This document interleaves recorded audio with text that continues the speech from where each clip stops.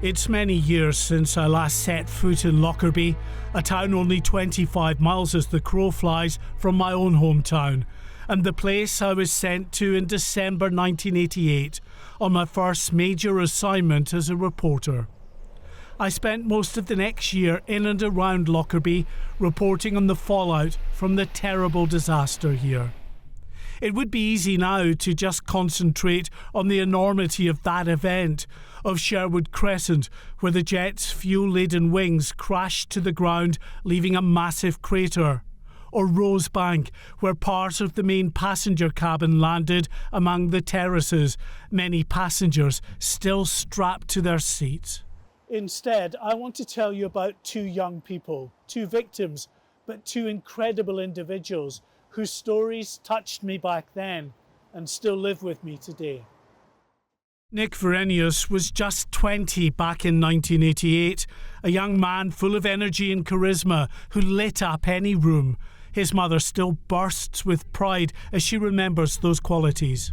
He was shorter than anyone, but mighty, and so everybody enjoyed being around him. He took chances. He was the first one to dive off the cliff. He was an adventurer. A photography student at New York's Syracuse University, Nick travelled regularly capturing beautiful images. This one photograph in particular, a self-portrait on the summit of a mountain above the cloud base, taken just days before his death, is so incredibly powerful. And the story of how it came back into the possession of his family is spine-tingling. They gathered all of the clothes and objects. Everything was black. Everything was gray, filled with smoke or burnt or everything.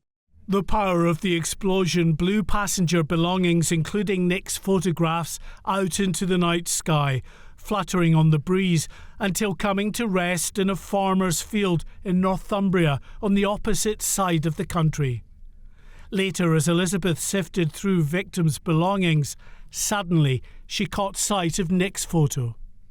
That picture being perfect was, to me, the miracle. And the fact that it was found that far away, it made all of us gasp when we saw that. And we started to cry because even now, 35 years later, it was as if Nick was saying, I'm all right. I'm supposed to be here. At just 19, Helga Mosy was already a regular violinist for the Birmingham Youth Orchestra and a highly talented professional singer. She played the violin and the piano, but singing was her great love, and she sang with the Birmingham Bach Choir. She wanted a career in singing serious music. The professor who'd interviewed her in Lancaster said that he had little doubt that she would have made her mark on the music world. A Libyan man is about to stand trial accused of constructing the Lockerbie bomb, but John Mosey and many others already question the guilt of the only other person convicted of the bombing. Abdelbaset al-Megrahi always protested his innocence. John is doubtful the families will ever see justice.